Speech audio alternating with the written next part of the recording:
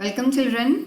Today we start with SS 4th chapter, and that is how the traders became rulers.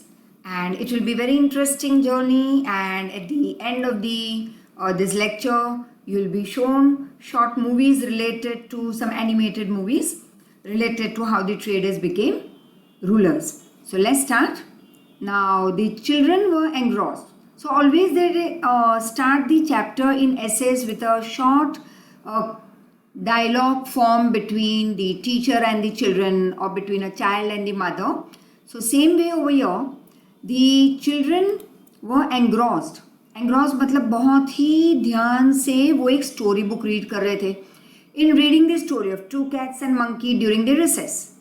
On reading the story, Jay and Mitali were making fun of each other. तो अब story पढ़ते हुए जय और मिताली एक दूसरे की मजाक उड़ाने लगे. Their class teacher who was sitting beside them said, "Children, this too is a policy." अब देखो, पॉलिसी मतलब क्या कि तुम्हारे खुद के बनाए गए टर्म्स एंड कंडीशन. तो हर एक के खुद के टर्म्स एंड कंडीशंस होंगे. Like for example say that you have many friends, लेकिन उनमें just say example for example many मतलब हम यहाँ पे एग्जाम्पल लेंगे 5 फ्रेंड्स. अब ये 5 फ्रेंड में एक बेस्ट फ्रेंड है, तो उसके साथ तो तुम सब कुछ शेयर करोगे, अपना टिफिन, अपनी सोच, अपनी बातें, अपने anything you would share. You would like to solve your problem with your that best friend. और उसको अगर कुछ पढ़ाई में नहीं आ रहा तो तुम उसको हेल्प करोगे. एंड पार्टी होगी तुम्हारे घर पे तो तुम उसको पहले ही, सबसे पहले 1 महीना पहले ही बोल दोगे, देखो 1 महीने के बाद पार्टी है, you have to come, it's my birthday party. और वो जो तुम्हारी बेस्ट फ्रेंड है वो भी तुम्हारे लिए बहुत दिन तुम्हारे पार्टी के पहले से ही तैयारियां शुरू करेगी कि क्या गिफ्ट दूँ एंड ऑल. तो तुम दोनों बेस्ट फ्रेंड हो तो वो पॉलिसी तुम्हारी अलग है, but at the same time वो ही तुम्हारी फ्रेंड जो तुम्हारे लिए 500 का गिफ्ट लेके आएगी, वो नेचुरली कोई और थोड़े हाई हेलो वाले फ्रेंड्स भी उसको पार्टी में बुला रहे हैं अपने यहाँ बर्थडे में, तो वहाँ पे वो एक्साइटेड होगी of course to go to the party. But she is not going to buy that 500,000 वाला गिफ्ट. ठीक है मम्मी, वो वाला जो गिफ्ट पड़ा है ना कबर्ड में जो मुझे पसंद नहीं आया था और मुझे लास्ट ईयर मिला था, रीपैक कर दो, 5 रुपये का एक पेपर है, 10 रुपये का मस्त like shiny paper, cover paper डाल दोगे, हो गया, दे दिया.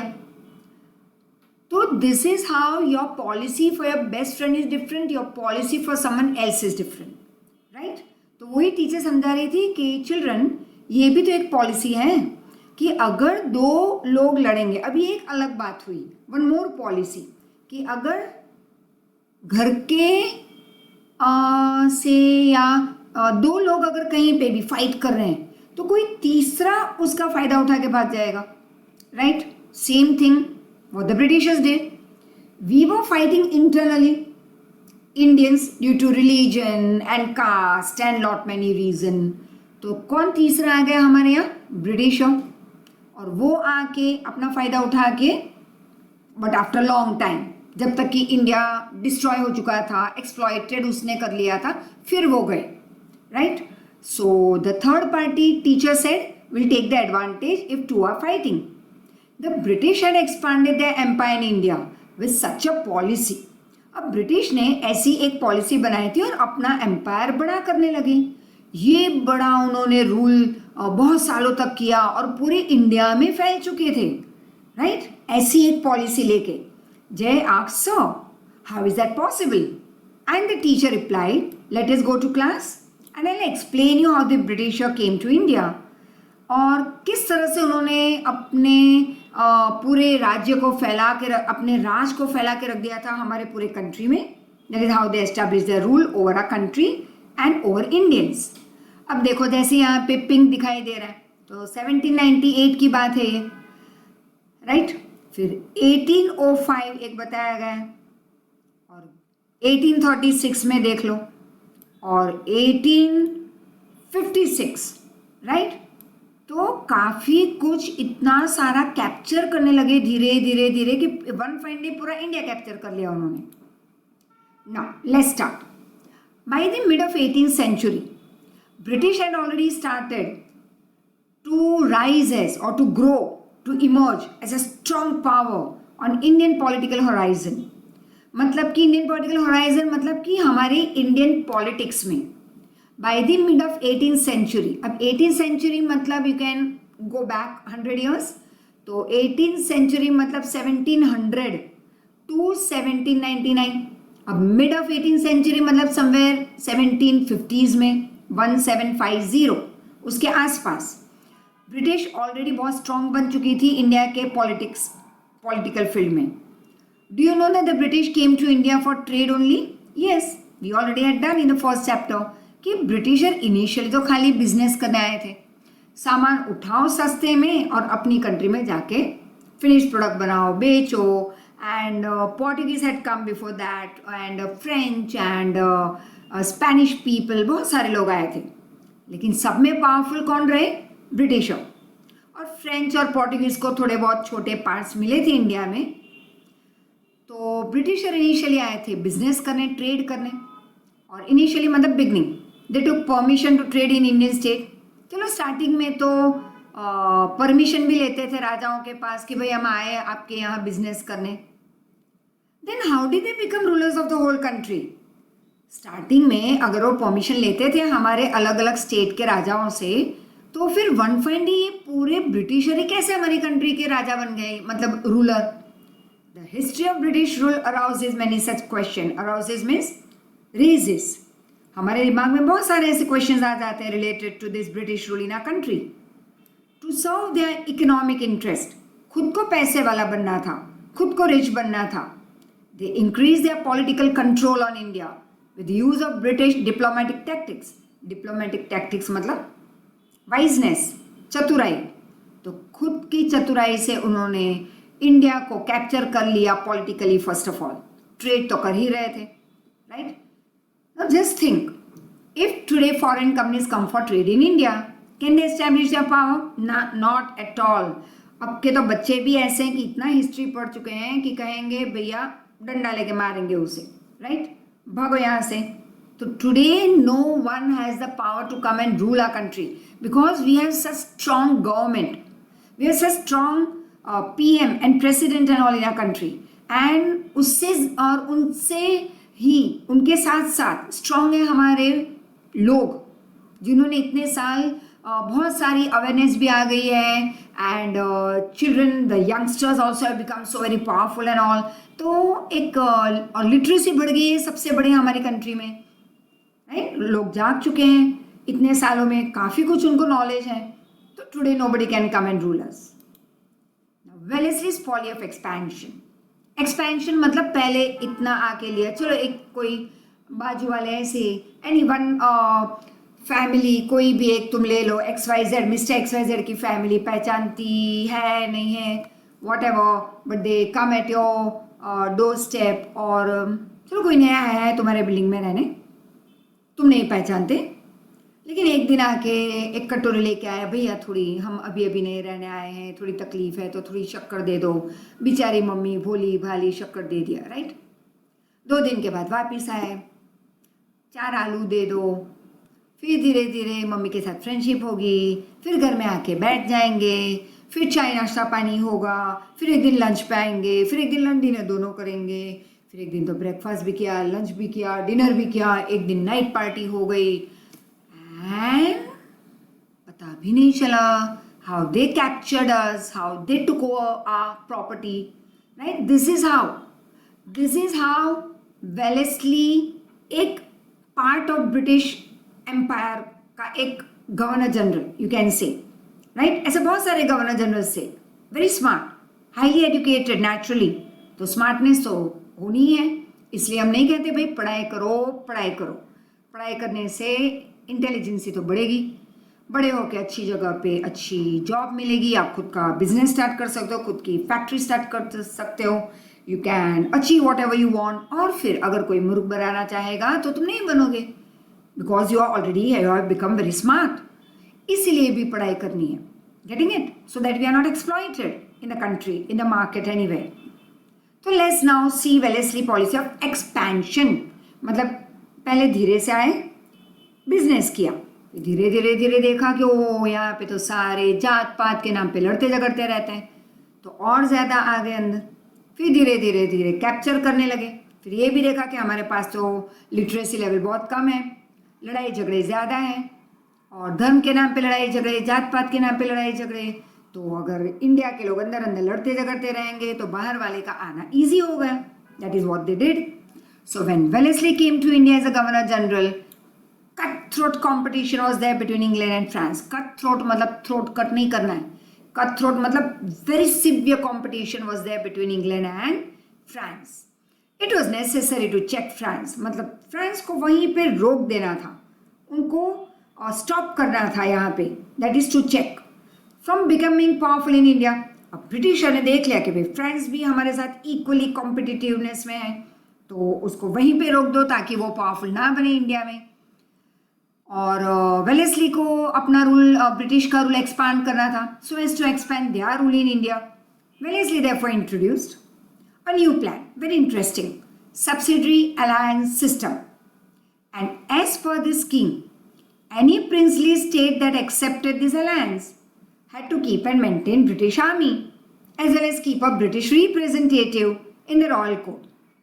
जैसे हमने एक इंडियन कॉन्स्टिट्यूशन में किया था, एक पार्ट मैंने समझा था कि हम सारे जाके पार्लियामेंट में नहीं बैठ सकते, तो हमने क्या किया कि हमारी ओर से हमने जब इलेक्शन में लोगों को वोट करके जिताया तो वो हमारी ओर से जाके बैठेंगे और हमारे प्रॉब्लम सॉल्व होंगे, उसको हम कहेंगे हमारे रिप्रेजेंटेटिव, राइट। तो अभी सब्सिडरी अलायंस सिस्टम क्या थी, वेरी इंटरेस्टिंग। तो सबसे पहले ब्रिटिशर ये स्कीम क्यों ले आए, ताकि फ्रेंच के साथ जो कंपटीशन थी स्ट्रिक्ट, फ्रेंच को रोकना था, फ्रेंच कहीं पे इंडिया का राजा ना बन जाए, इंडिया को रूल ना करे, तो उसको नीचे गिराना था।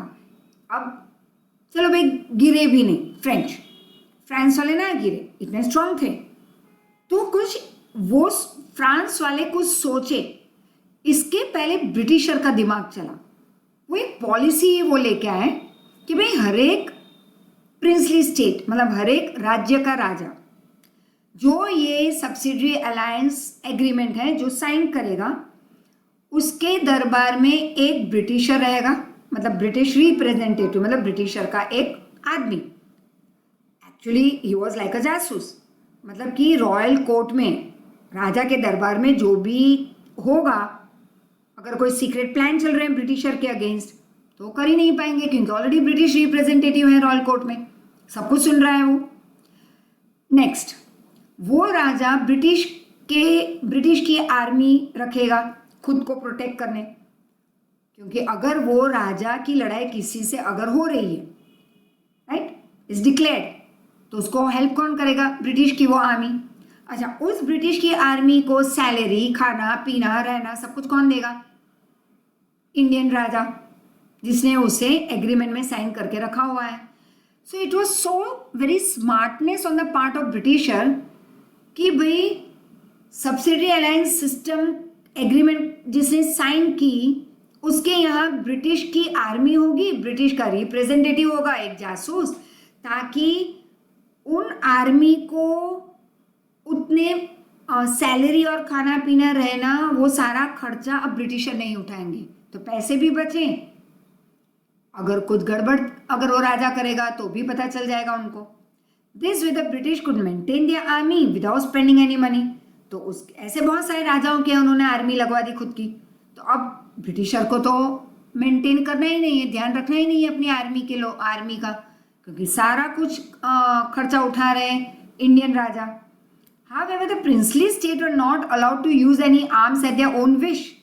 हाँ, लेकिन इस सब्सिडरी अलायंस में, मतलब एग्रीमेंट में एक और पॉइंट भी था, थर्ड पॉइंट, कि कोई भी राज्य का राजा अपनी मर्जी से वॉर नहीं करेगा, वॉर चल रही है तो अपनी मर्जी से रोकेगा नहीं, सब जगह पे ब्रिटिशर को पूछना है। आर्म्स एंड एम्यूनेशन, मतलब जो वेपन्स है वो अपनी इच्छा से यूज नहीं कर पाएंगे, ब्रिटिशर को पूछना है।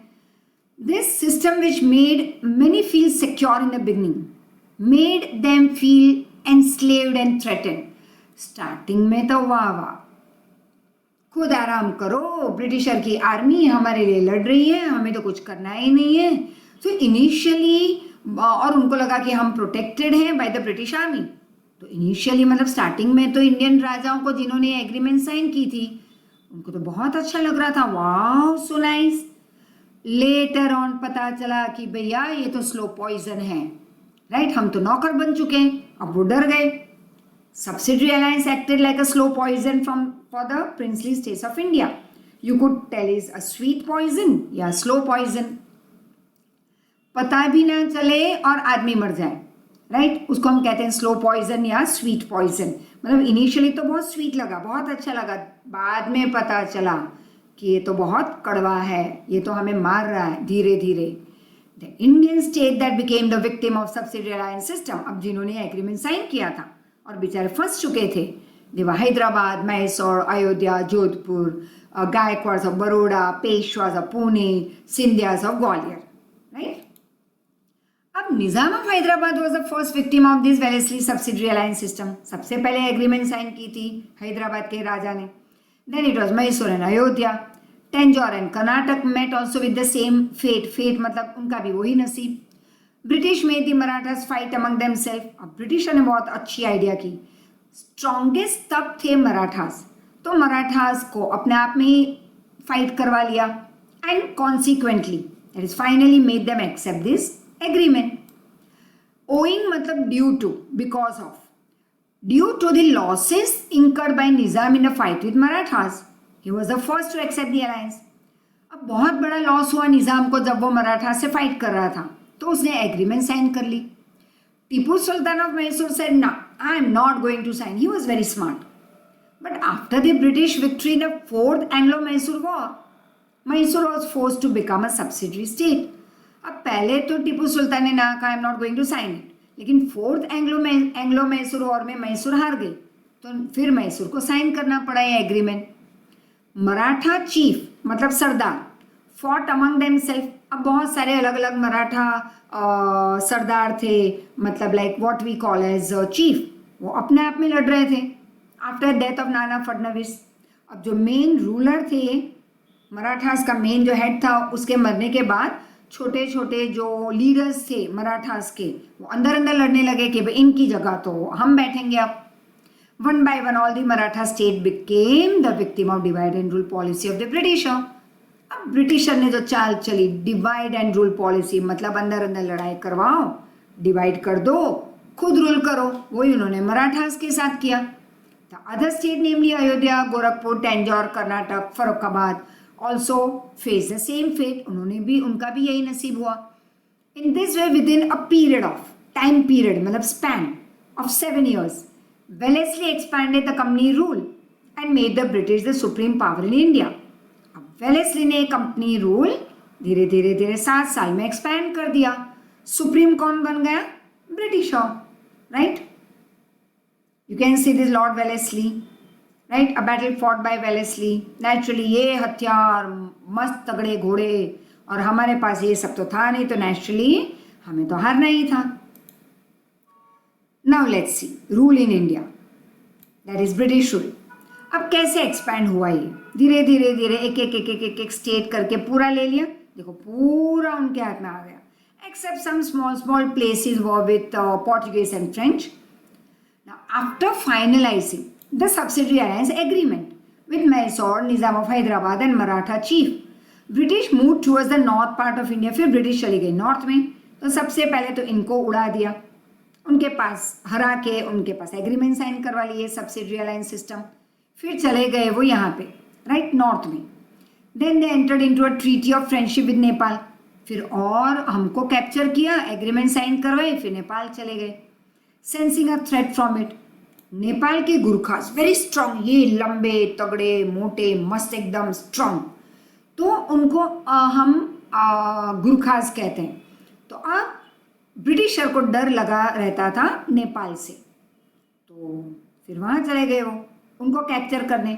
दे fought many battles to secure the frontier. फिर ये जो कॉमन हमारी जो बॉर्डर है यहाँ पे, तो उन्होंने इनको हराना चाहा ताकि ये पूरा पार्ट ही इनका हो जाए ब्रिटिशर का। Friendly relation with the Sikh king Maharaja Ranjit Singh helped them to win the battle with Afghan and establish the rule in Sindh। अब ब्रिटिशर की बहुत ही अच्छी फ्रेंडशिप थी महाराजा रणजीत सिंह के साथ, तो उन्होंने अफगान के साथ बैटल की और सिंध के ऊपर अपना रूल जमा लिया। British had an ambition to capture Sikh kingdom also which was a very powerful kingdom, but जब तक कि महाराजा रणजीत सिंह जिंदा थे वो उनके एरिया को कैप्चर नहीं कर पाए। तो वेरी स्मार्ट, राजा रणजीत सिंह की फ्रेंडशिप और उनके सपोर्ट से सिंध कैप्चर कर लिया, लेकिन सिख किंगडम को कैप्चर नहीं कर पाए जब तक कि महाराजा रणजीत सिंह जिंदा थे। So they kept friendly relation with Maharaja Ranjit Singh, दिखाने के लिए फ्रेंडशिप चालू रखी क्योंकि उनका सपोर्ट भी मिलता था ब्रिटिशर को as a in war with the other rajas. Ranjit Singh was a strong ruler of that time. He has set up a strong army with the help of European officers for the protection of his state. और रंजीत सिंह के पास खुद की तो बड़ी strong army थी, लेकिन britisher के साथ फ्रेंडशिप की वजह से अच्छा सपोर्ट भी मिल रहा था उनको। उनकी यूरोपियन ऑफिसर्स का एक स्ट्रॉन्ग आर्मी भी बनी थी with the support of Britishers. He had attain victories over near by state. अब जब भी रंजीत सिंह फाइट करते अपने नियर बाय राजाओं के साथ जिनके साथ दुश्मनी थी उनकी, तो ब्रिटिशर की आर्मी के सपोर्ट से उन्होंने आसपास के सारे राज्यों को हरा दिया था रंजीत सिंह ने। After his death Punjab suffered anarchy. Anarchy मतलब कोई राजा नहीं तो कोई लॉज नहीं और कोई कुछ भी कर रहा है। वेरी सिंपल एग्जाम्पल, चलो एक दिन मम्मी पापा या दादा दादी सब कहीं पे काम से गए हैं या कोई शादी में, और चलो आजकल तो वो पॉसिबल है नहीं, तो चलो वो चले गए नज़दीक में ही 2-4 घंटे के लिए अपने फ्रेंड के यहाँ या नाना नानी के यहाँ तुम्हारे। अब सारे लोग चले गए, they you and your brother और सिस्टर और you yourself you are alone in the house. अब देखो तुम और तुम्हारे भाई बहन या जो भी तुम 2-3 लोग घर में हो, बच्चे, you are going to enjoy. My God, after long time जो हमें 2-3 घंटे आज मिले हैं, let's make the best use of it. फिर ये जो लड़ाई झगड़े हंसी मजाक दौड़ना एक दूसरे के पीछे, फिर पिलो उठा के फेंकना यहाँ वहाँ, और मम्मी के अप्रॉक्स आने के टाइम पे सब कुछ वापस ठीक कर देना और बुक लेके बैठ जाना कि ओह माय गॉड हम कब से पढ़ाई कर रहे हैं, हम तो कितने अच्छे बच्चे हैं। बट बिफोर दैट वो जो एनार्की थी वो किसी बड़े का तुम पे नज़र नहीं है, ना कोई रूल्स है घर में, वो 3-4 घंटे के लिए, तो you are going to enjoy. कुछ तोड़ फोड़ भी दिया जो बाद में मम्मी को तो नेचुरली पता चल ही गया। तो पंजाब के ये जो राजा जब मर गए तो नेचुरली अब तो कोई रूल्स ही नहीं थे, तो ये there was anarchy. Governor general sir Henry Hardinge came to India and brought Sikh rule completely under his control with the policy of interference and annexation। अब इंटरफियरेंस करके ये गवर्नर जनरल हेनरी ने सिख के राजा ये रणजीत सिंह के मरने के बाद उसको अपने कंट्रोल में ले लिया, that is under British control, और फिर एनेक्स कर लिया ब्रिटिश रूल में, मतलब ज्वाइन कर लिया। पहले साउथ के सारे स्टेट को पिकअप कर लिए, फिर नॉर्थ में गए, फिर ये लास्ट में सिख कम्युनिटी बची थी उसको कैप्चर कर लिया। अब स्ट्रॉन्ग आए डेलहाउसी, राइट, बाकी के सारे तो स्ट्रॉन्ग थे ही, बहुत स्मार्ट थे, स्ट्रॉन्ग से ज़्यादा स्मार्ट, राइट। अब आया डेलहाउसी, तो Dalhousie's policy of annexation, let's see. Aim of Wellesley policy of expansion was to enslave the native kingdom, मतलब इनको नौकर बना दो सारे इंडियन राजाओं के राज को, मतलब खुद राजाओं को ही नौकर बना दो तो उनका राज्य तो अपने आप नौकर बन जाएगा ब्रिटिशर का। तो वेलेस्ली की ये पॉलिसी थी without using much of British resource, और इसमें ज़्यादा उन्होंने ब्रिटिश के पैसे यूज़ नहीं किए, ना ब्रिटिश की ज़्यादा आर्मी यूज़ की।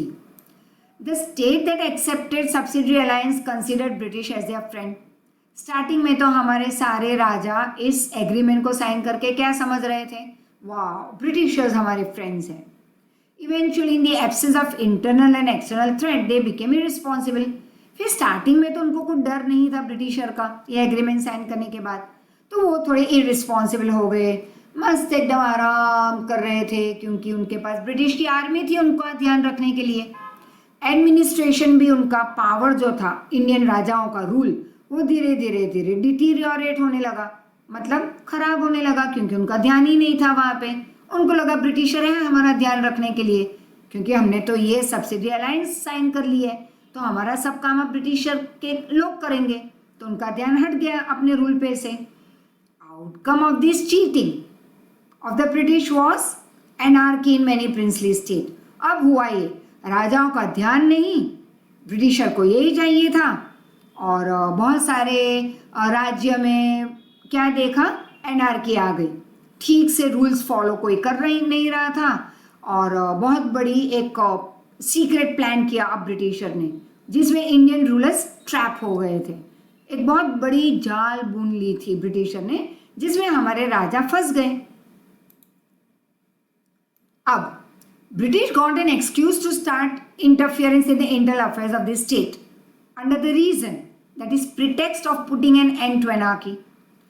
अब ब्रिटिशर ने एंट्री ले ली, इंटरफियरेंस शुरू कर दिया हमारे राज्य में कि देखो भाई यहाँ पे तो एनार्की है, कोई कुछ लॉ एंड ऑर्डर है ही नहीं, तुम्हारे राजा ध्यान दे नहीं रहे, वो इररिस्पॉन्सिबल हैं, तो अब तुम सबके स्टेट हमारे हो गए, हम ध्यान रखेंगे और हमारे लॉज तुम्हें फॉलो करने होंगे। सो दे एनेक्स मैनी स्टेट, सारे राज्य खुद में ऐड करने लगे, सबको सेम एक्सक्यूज कि तुम्हारे राजा ध्यान नहीं दे रहे। एक्चुअल में तो ब्रिटिशर ने ही वो करवाया उनके पास, राइट, लालच दे के। Thereafter Burma, now Myanmar and regions of Punjab also were taken away if the king died. फिर बहुत सारे रीजन डलहौजी लेके आए। एक तो हमने देखा कि भाई तुम्हारे राजा ध्यान नहीं दे रहे तो तुम्हारा राज्य हमारा। सेकंड, जिन राजा का खुद का बेटा नहीं था और वो राजा अगर मर जाए तो उनका स्टेट ब्रिटिशर का, जैसे झांसी रानी के साथ हुआ था। In this way Satara, Jhansi, Nagpur and many other राज्य states became the victim of policy of annexation. Dalhousie aimed at helping British traders. अब डलहौजी ने उनका एक गोल क्या था कि ब्रिटिश ट्रेडर्स को सपोर्ट करें और बड़ा प्रॉफिट कमाएं from this trading of tea, coffee, cotton by capturing the areas that produced it on a large scale. अब डलहौजी बहुत ओवर स्मार्ट तो नहीं, लेकिन आई से काफ़ी स्मार्ट थे, इंटेलिजेंट। उनका मेन एम क्या था, गोल क्या था इंडिया में आए तो, कि एक तो सारे स्टेट एनेक्स कर लो और ऐड कर लो अलग अलग रीजन के अंदर कि भाई आपका बेटा नहीं है, आपके अब राजा मर गए तो तुम्हारा स्टेट हमारा, तुम्हारे राजा रूल नहीं कर रहे ठीक से, वो इरिस्पॉन्सिबल है, तुम्हारा राज्य हमारा। बहुत सारे रीजंस वो ले आए। अब उनका ध्यान गया कि ऐसे बहुत सारे स्टेट थे इंडिया के जहाँ पे टी, कॉफ़ी, कॉटन, ये सारे कैश क्रॉप्स ह्यूज क्वांटिटी में ग्रो होते थे, वहाँ की ज़मीन ऐसी थी, तो उन्होंने कहा चलो भाई हम भी बड़ा प्रॉफिट करते हैं, right. So to consolidate British rule in India, मतलब ब्रिटिश रूल को फिक्स कर देना था इंडिया में, वहीं पे पैर जमा दिए इंडिया में, and to run their rule administration smoothly in our country, many changes were brought by Dalhousie in India.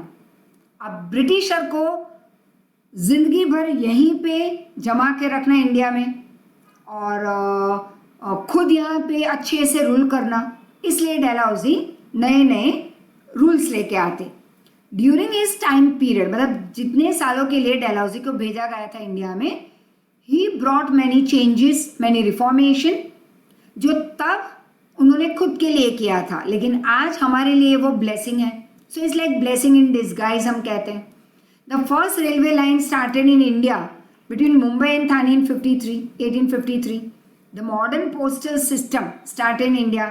Wireless system started between India and England too. ये सब खुद के लिए किया था उन्होंने, क्योंकि उन्होंने ये सोचा था कि जिंदगी भर ब्रिटिशर अब इंडिया में ही रहेंगे और इंडिया उनके लाइफ का एक पार्ट है, वो एक इंग्लैंड का हिस्सा बन गया है, ऐसे उन्होंने तब सोचा था।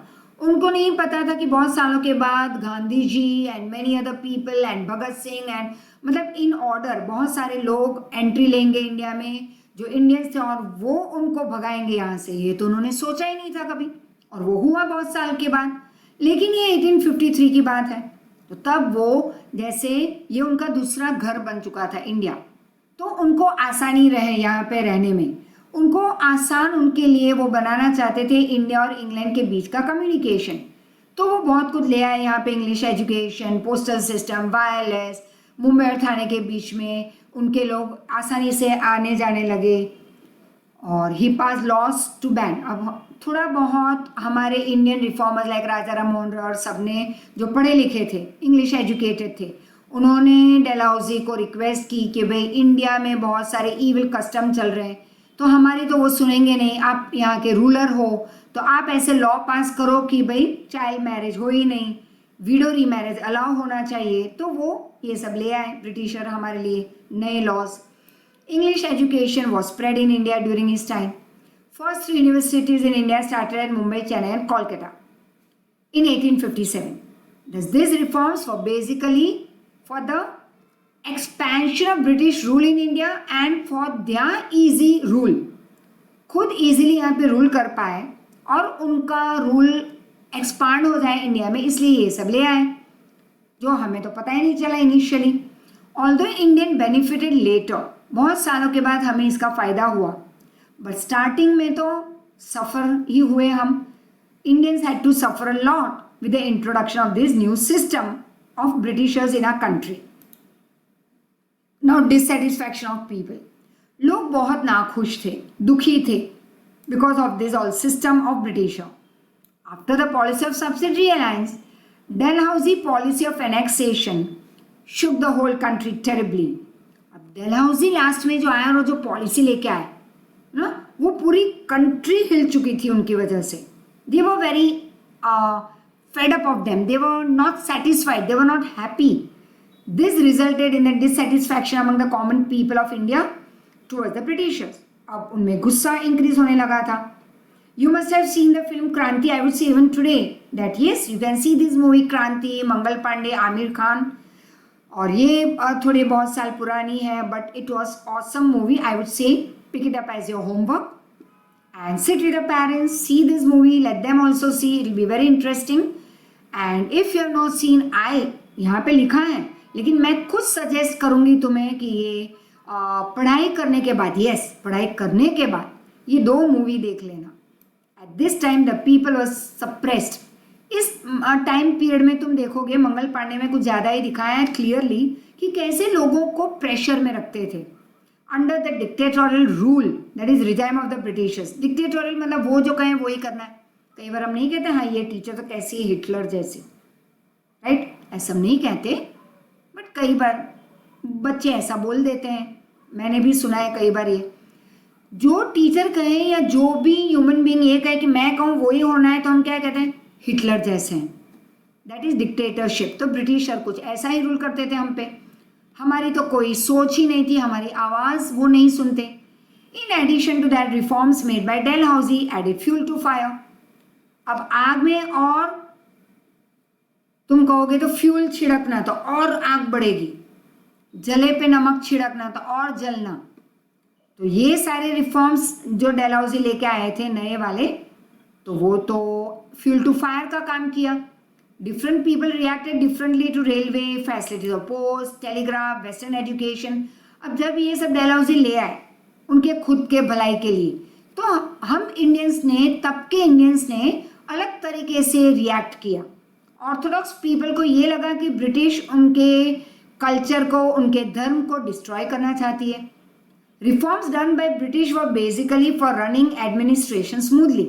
एक्चुअल में तो ब्रिटिशर ये रिफॉर्म क्यों ले आए, खुद के इजी रूल के लिए, बट हमारे लोगों ने उसको देखा कि ऑर्थोडॉक्स लोग ये सोच रहे थे कि हमारा धर्म भ्रष्ट हो रहा है, हमारा कल्चर डिस्ट्रॉय हो रहा है।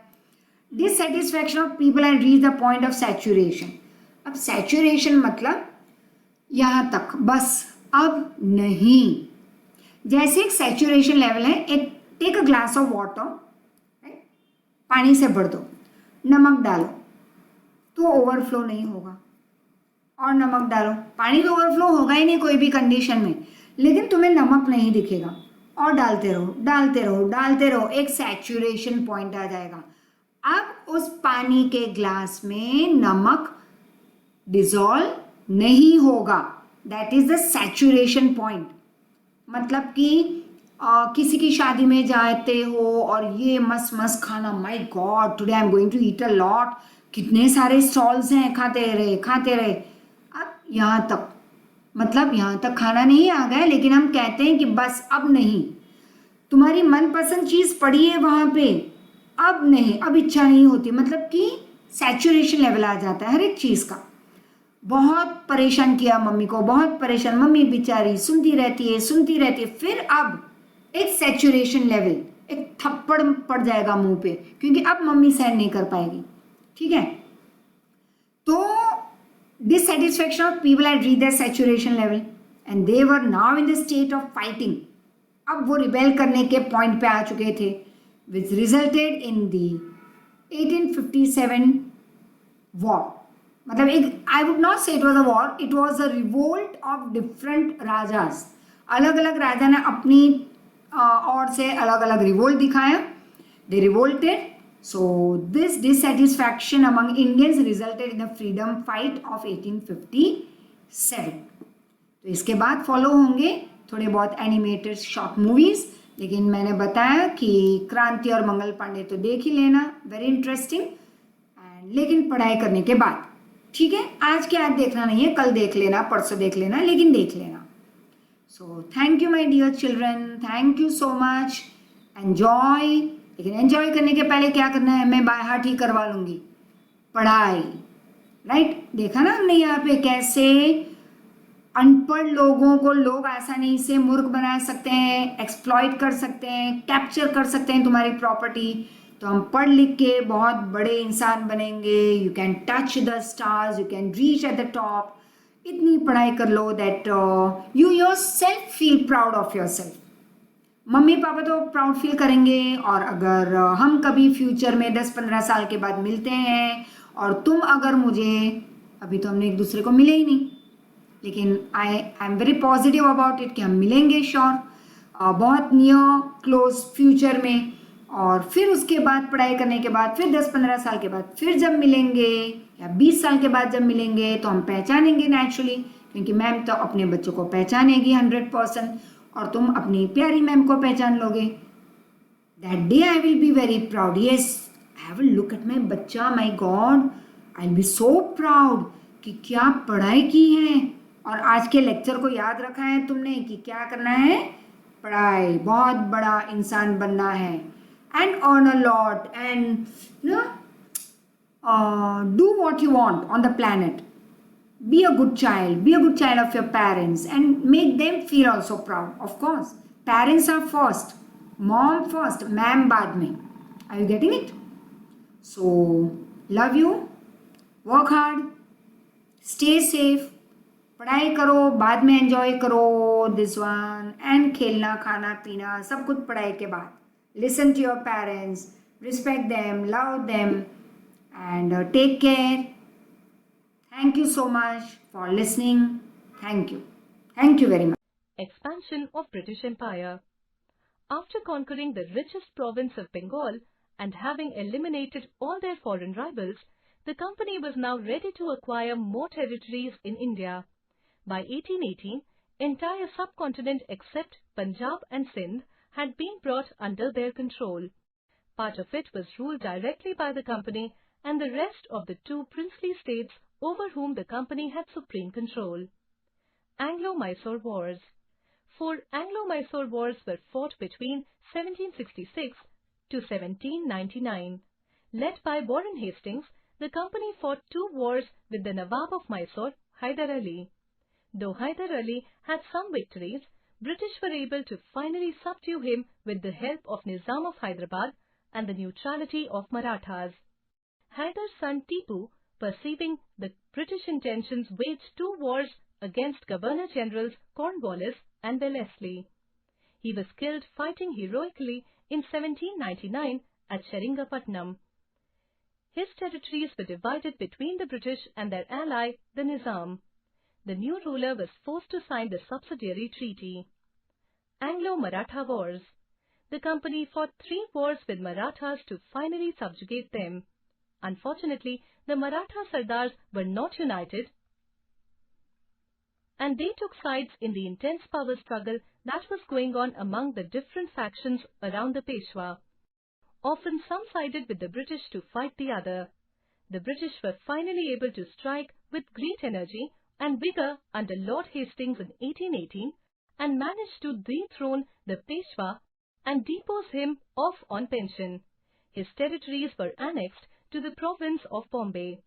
The Maratha chiefs Holkar, Scindia, Gaikwad and Bhosle signed the Subsidiary Treaty. Subsidiary Treaty.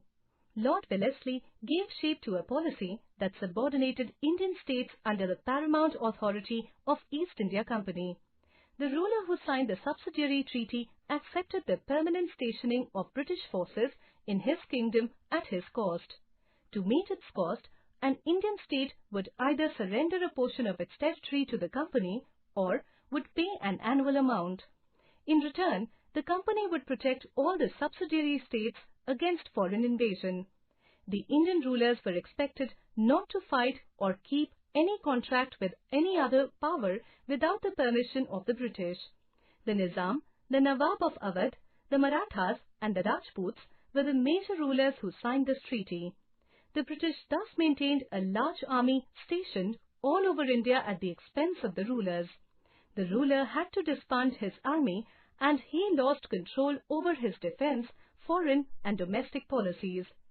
It led to the disruption of economy as lakhs of soldiers and court officials became unemployed.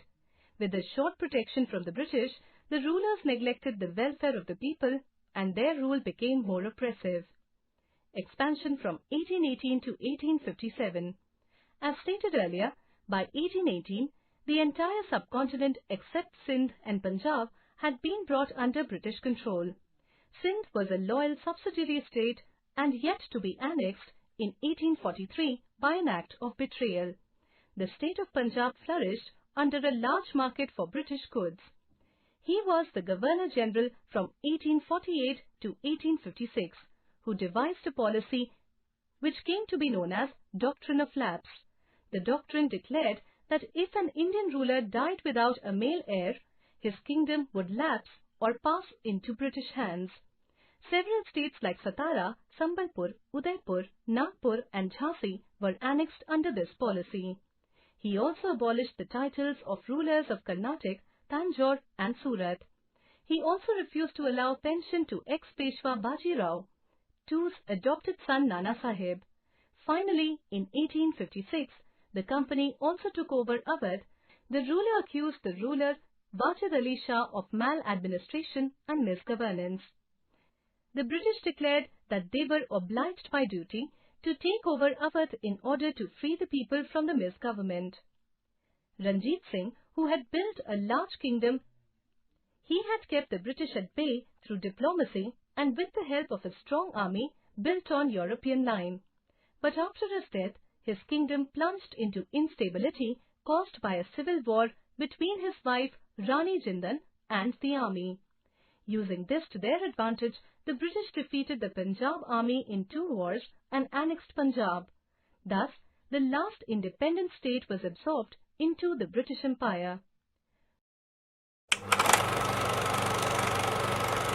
The East India Company. The coming of the British to India was heralded by the formation of the East India Company in 1600 by a charter from the Queen of England.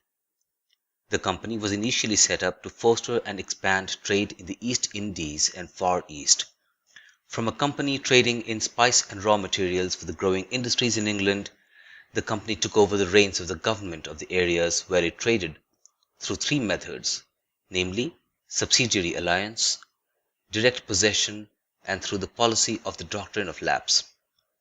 Initially, it set up factories in the outposts of his trading partner to enable smooth movement of materials from the partners to England. Later, they built fortresses to safeguard their factories, and finally, they interfered in the administration of the small kingdoms that existed there during that time and took sides with the different rulers.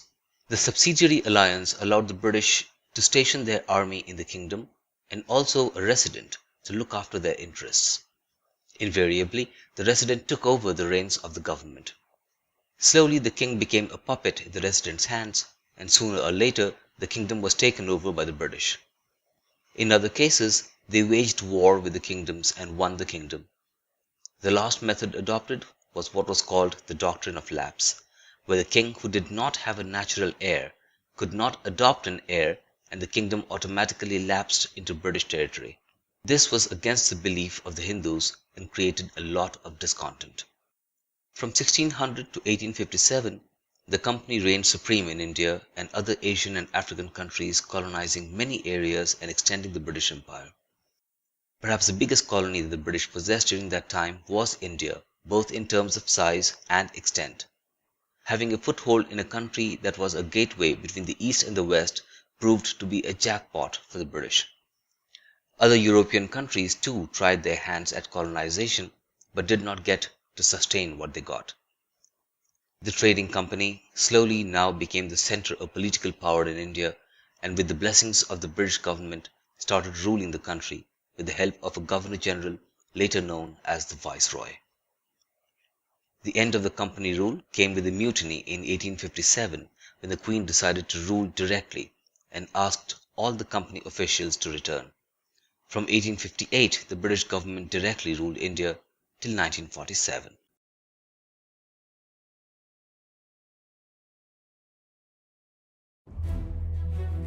Expansion of the company rule in the 19th century. You will be able to describe how the northwest provinces of India were conquered by the East India Company. Describe the policies adopted by the company to annex the remaining Indian states. Lord Hastings served as the Governor-General of India from 1813 to 1823. He followed diplomatic, political and economic methods to acquire territories rather than violence. He initiated a new policy called paramountcy, under which the East India Company was proclaimed to be supreme or paramount. It therefore claimed to have greater power than the Indian states. This policy gave the company the power to annex any Indian state it felt threatened by. Thus, a number of Indian states were annexed. But the queen of a small Indian state of Kittur refused to accept the annexure of her territory. Rani Channamma of Kittur resisted the British army till she was captured in 1824. She was jailed and later died in prison in 1829. By the later part of 1830, most Indian territories had come under the British rule. Only a few pockets in mainland India and the regions of northwest of India, heavily influenced by the Russians, continued to elude the British. To conquer these regions, the British waged a war with Afghanistan from 1838 to 1842. It then established its indirect rule in Afghanistan and conquered Sindh in 1843. Only Punjab could not be captured by the British Army for as long as Maharaja Ranjit Singh ruled. After his death in 1839, 2 wars were fought between the Punjab and British armies. The first war ended with part of Punjab being annexed by the British. And the second war in 1849 resulted in Punjab being completely taken over by the British. The last of the independent Indian states were taken over by the new annexation policy called Doctrine of Lapse, devised by Lord Dalhousie. According to this policy, if an Indian king died without a male heir, his kingdom would lapse and it would come under British rule thereafter. And so the Indian states of Satara in 1848, Sambalpur in 1850, Udaipur in 1852, Nagpur in 1853, Jhansi in 1854, and the remaining part of Awadh in 1856 were annexed. Thus the traders who came to India in 1600 AD to trade took just over 250 years to become its supreme ruler. We have learnt that northwest provinces of India were conquered through wars. Lord Hastings initiated a policy called paramountcy, under which the East India Company was proclaimed to be supreme or paramount. Lord Dalhousie implemented the doctrine of lapse policy, under which Indian states without a male heir ceased to exist.